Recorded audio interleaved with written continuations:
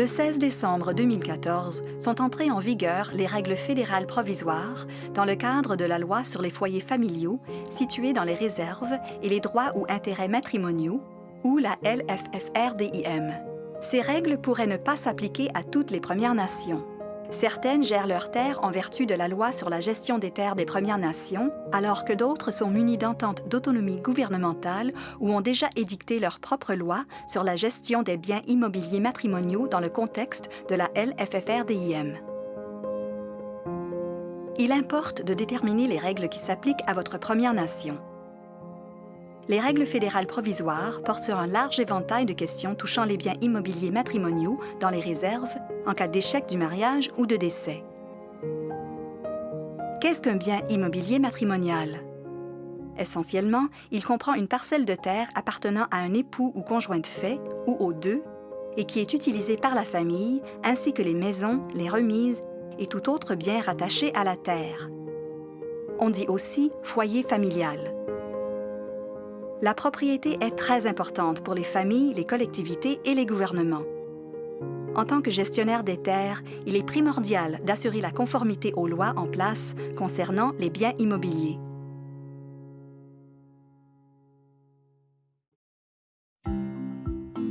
En vertu de cette loi, il existe des formulaires et des procédures obligatoires lorsque les Premières Nations enregistrent des documents dans le système d'enregistrement des terres indiennes, SETI. À titre de gestionnaire des terres, il serait utile de bien expliquer à ceux qui désirent enregistrer une transaction immobilière que s'ils sont une personne ou une société appartenant uniquement à une personne et s'ils désirent effectuer une transaction immobilière, comme un transfert, un bail, une cession, une sous-location nécessitant une approbation ministérielle, un permis ou une hypothèque requérant une approbation ministérielle qui confère un droit de propriété dans une réserve, il existe 5 formulaires ayant trait à ce genre de transaction. Voyons rapidement chaque formulaire, ce qui vous aidera à comprendre celui qui s'applique à votre situation et à prendre des décisions éclairées au nom des collectivités des Premières Nations assujetties aux règles fédérales provisoires de la loi. Le premier formulaire s'intitule « Déclaration solennelle de biens immobiliers matrimoniaux ». Commencez toujours par celui-ci, à moins d'être exécuteur testamentaire ou administrateur d'une succession. Il est utilisé par une personne qui détient un intérêt dans une terre sur une réserve et qui veut effectuer une transaction immobilière. Le deuxième formulaire se nomme « Déclaration solennelle d'époux ou de conjoint de fait ». Il est utilisé par l'époux d'une personne qui possède légalement ou loue une terre où se trouve le foyer familial lorsque l'époux consent à la transaction proposée.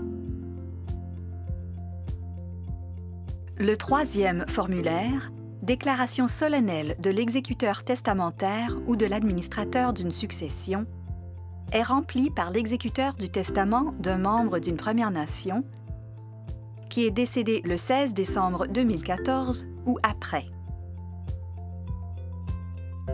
Le quatrième formulaire s'intitule « Déclaration solennelle de l'exécuteur testamentaire ou de l'administrateur d'une succession qui est aussi l'époux ou conjoint de fait survivant ». Il est rempli par l'époux survivant qui est aussi exécuteur testamentaire ou administrateur de la succession du membre de la Première Nation qui est décédé. Le cinquième formulaire, « Déclaration solennelle d'époux ou de conjoint de fait survivant », sert à obtenir le consentement d'un époux survivant concernant la distribution d'un bien immobilier dont la personne décédée était propriétaire. Un autre formulaire digne de mention s'intitule « Transfert d'un droit de possession d'une terre de réserve par ordonnance de la Cour en vertu de la loi sur les foyers familiaux situés dans les réserves et les droits ou intérêts matrimoniaux ». Nous nous concentrerons uniquement sur les 5 premiers puisque ce dernier doit être rempli par AANC et non par la Première Nation. Même si l'agent régional des successions d'AANC est la principale personne ressource des exécuteurs testamentaires ou des administrateurs de succession, les membres qui remplissent ces fonctions peuvent communiquer avec le gestionnaire des terres de la Première Nation afin d'obtenir de l'aide pour remplir les formulaires exigés. Si vous êtes gestionnaire des terres, lorsque vous enregistrez un document relatif à une transaction immobilière, il vous importe de comprendre que vous êtes obligé de soumettre soit une déclaration solennelle de biens immobiliers matrimoniaux, soit une déclaration solennelle de l'exécuteur testamentaire ou de l'administrateur d'une succession. Vous connaissez maintenant les genres de formulaires de gestion des biens immobiliers matrimoniaux.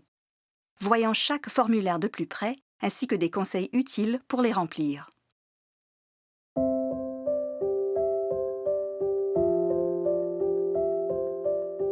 La déclaration solennelle de biens immobiliers matrimoniaux vise à établir si l'intérêt dans un foyer familial est affecté par une transaction proposée.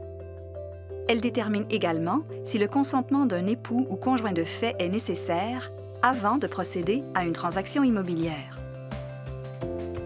En tant que gestionnaire des terres, vous devez obtenir cette déclaration du demandeur et veiller à ce qu'il sache que les règles fédérales provisoires peuvent toucher la transaction qu'il propose. Vous pourriez remplir ce formulaire ou simplement aider le demandeur à le remplir. En commençant à la partie A, remplissez la description foncière officielle. On peut la trouver sur le certificat de possession, le document de transaction immobilière ou le résumé du registre des parcelles sur le site Web du SETI.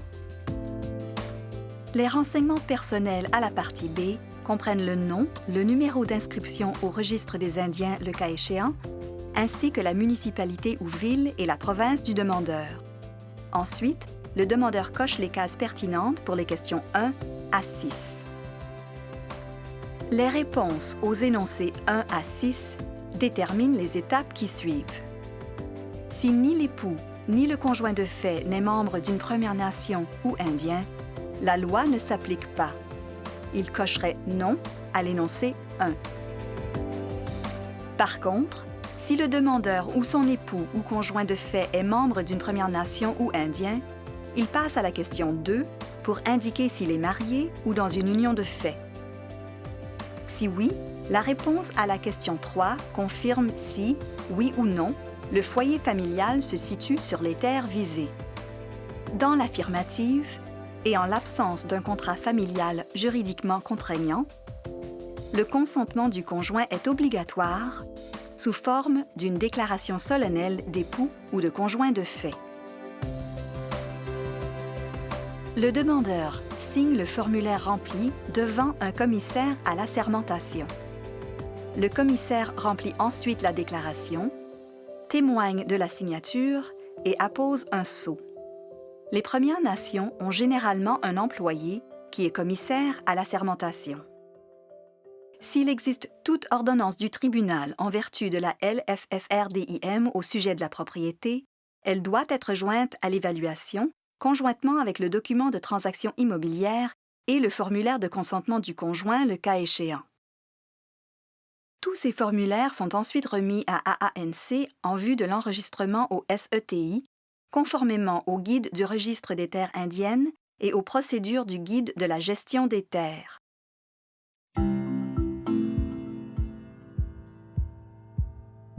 La déclaration solennelle d'époux ou de conjoint de fait sert à obtenir le consentement du partenaire avant de procéder à une transaction qui touche une terre où se trouve le foyer familial. La personne et l'époux ou conjoint de fait remplissent tous les deux ce formulaire. En commençant à la partie A, remplissez la description foncière officielle. On peut la trouver sur le certificat de possession, le document de transaction immobilière ou le résumé du registre des parcelles sur le site Web du SETI. Les renseignements personnels à la partie B doivent être remplis par l'époux ou le conjoint de fait. Il commence par insérer son nom, son numéro d'inscription au registre des Indiens le cas échéant, ainsi que la municipalité ou ville et la province où il réside.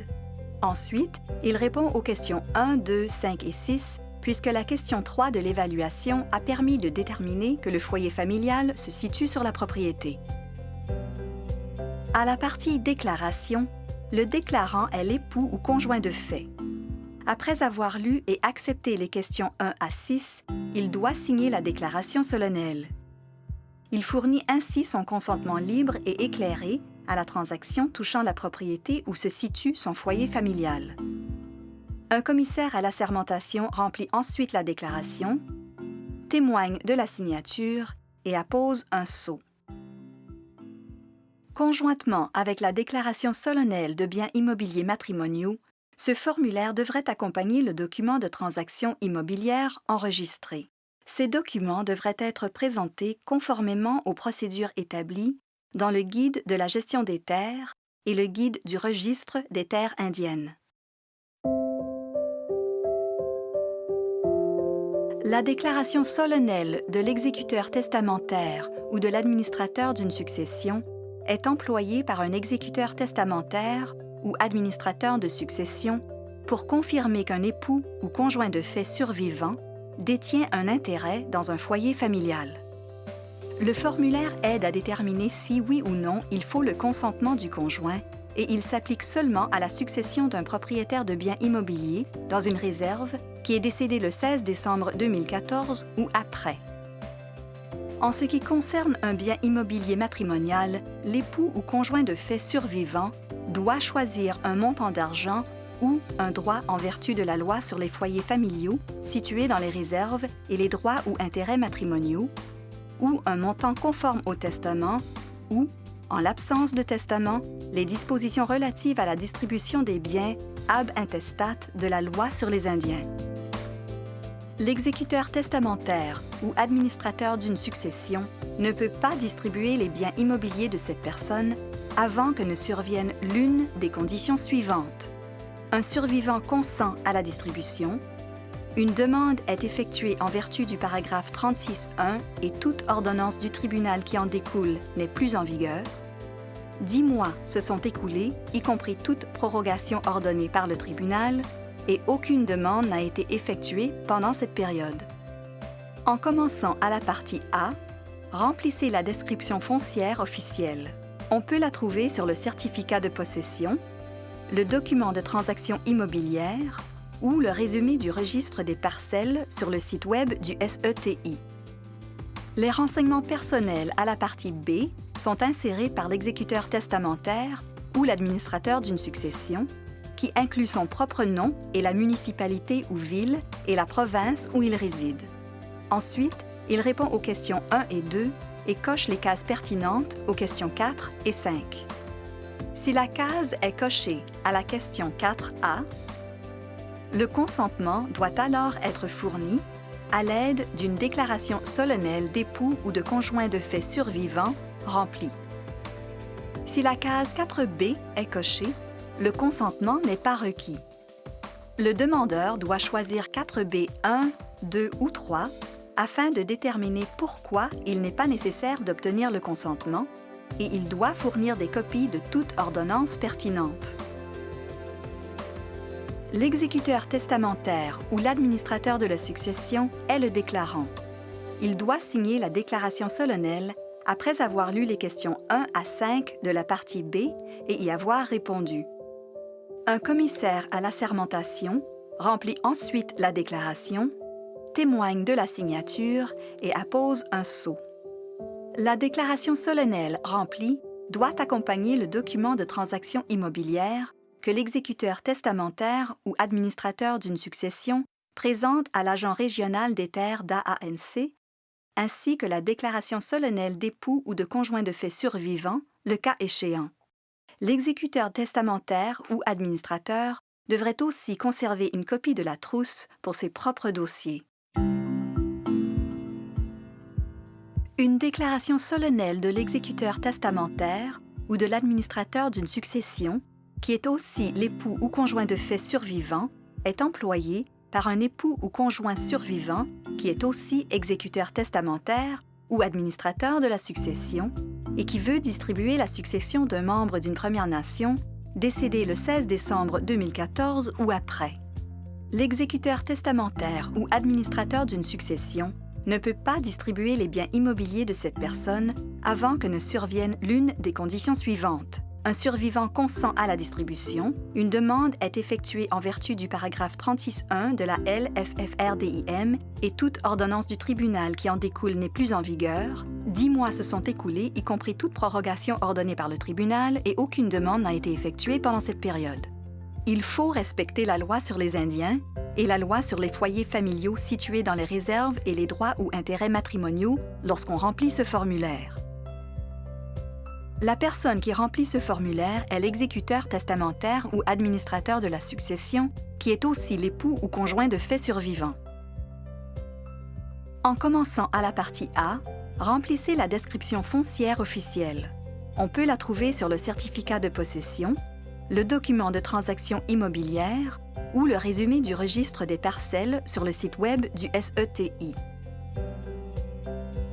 Ensuite, il remplit les renseignements personnels à la partie B, qui comprennent son propre nom et la municipalité ou ville, et la province où il demeure. Ensuite, il répond aux questions 1, 2, 4 et 5 et coche les cases pertinentes aux questions 6 à 8. Si l'exécuteur testamentaire ou l'administrateur de la succession répond non à la question 6, l'autre survivant doit également remplir la déclaration solennelle d'époux ou de conjoint de fait survivant. L'exécuteur testamentaire ou administrateur de la succession signe la déclaration solennelle après avoir lu les questions 1 à 8 de la partie B et y avoir répondu. Un commissaire à l'assermentation remplit la déclaration, témoigne de la signature et appose un sceau. Si on a répondu oui à la question 8, il faut qu'une ordonnance du tribunal accompagne ce formulaire lorsqu'il est présenté à l'agent régional des terres d'AANC. L'exécuteur testamentaire ou administrateur de la succession devrait aussi en conserver une copie pour ses propres dossiers. Une déclaration solennelle d'époux ou de conjoint de fait survivant est utilisée lorsqu'un époux ou conjoint de fait dont le partenaire est décédé le 16 décembre 2014 ou après pourrait avoir un intérêt dans un foyer familial et consent à une transaction immobilière. L'exécuteur testamentaire ou l'administrateur de la succession remplit ce formulaire en consultant le demandeur qui est époux ou conjoint de fait survivant. En commençant à la partie A, il remplit la description foncière officielle. On peut la trouver sur le certificat de possession, le document de transaction immobilière ou le résumé du registre des parcelles sur le site web du SETI. Lorsqu'il remplit les renseignements personnels à la partie B, l'exécuteur testamentaire ou l'administrateur d'une succession inclut le nom, le numéro d'inscription au registre des Indiens et la municipalité ou ville et la province du demandeur. L'époux ou le conjoint de fait survivant remplit ensuite tous les renseignements requis aux questions 1, 2 et 5. Il coche ensuite la case pertinente à la question 4. Si la réponse à la question 4 est « oui », alors une ordonnance du tribunal doit accompagner le formulaire. Le demandeur signe la déclaration solennelle après avoir lu les questions 1 à 5 de la partie B et y avoir répondu. Un commissaire à l'assermentation remplit la déclaration, témoigne de la signature et appose un sceau. Le formulaire rempli doit être accompagné d'un des deux documents suivants. Une déclaration solennelle de l'exécuteur testamentaire ou de l'administrateur d'une succession qui est aussi l'époux ou conjoint de fait survivant, ou une déclaration solennelle de l'exécuteur testamentaire ou de l'administrateur d'une succession. L'ensemble de ces documents, y compris le document de transaction immobilière, sont ensuite présentés à l'agent régional des terres d'AANC aux fins de l'enregistrement au SETI. Il est toujours bon que l'exécuteur testamentaire ou l'administrateur d'une succession garde une copie de la trousse pour ses propres dossiers. Les formulaires et les procédures établies dans cette vidéo sont assujettis à une politique publique, à des modifications législatives et à une jurisprudence en évolution.